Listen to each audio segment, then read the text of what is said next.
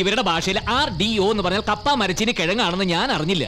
ഞാൻ അറിയാതൊന്ന് പറഞ്ഞു പോയി. RDOക്ക് വിശക്കുന്നു, കഴിക്കാൻ എന്തെങ്കിലും കിട്ടുമെന്ന്. കൊടുന്നിരിക്കുന്ന സാധനം കണ്ടില്ലേ? വേണ കുറച്ച്. ഞാൻ അപ്പോഴേ പറഞ്ഞില്ല RDO ഒന്നും കഴിക്കില്ലെന്ന്. ഓ കപ്പ കടിച്ച് കൊല്ലി ഞാൻ.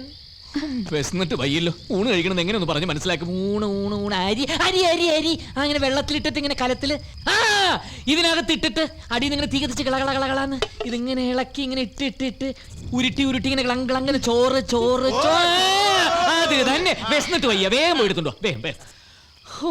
ഇവരെ പറഞ്ഞ് മനസ്സിലാക്കുമ്പോഴേക്കും ആയുസിന്റെ പകുതി പോവും. നമുക്ക് എന്തായാലും കൈ കഴുകി ഒന്ന് വൃത്തിയാവാം. കൈ കഴുകിയിരുന്നോ? തിരിച്ചു വരുമ്പോ മൂക്കൂട്ട തിന്നാള് കൊണ്ടുത്തരാന്ന് പറഞ്ഞാണ് സർക്കാർ പോയത്. എന്നിട്ടിപ്പോ സമയം എന്തായി? സർക്കാർ എവിടെ പോയേക്കാണ്? വേറെ എവിടെ പോവാൻ? ആ നമ്പ്യാർ സാറിന്റെ വീട്ടിൽ കാണും.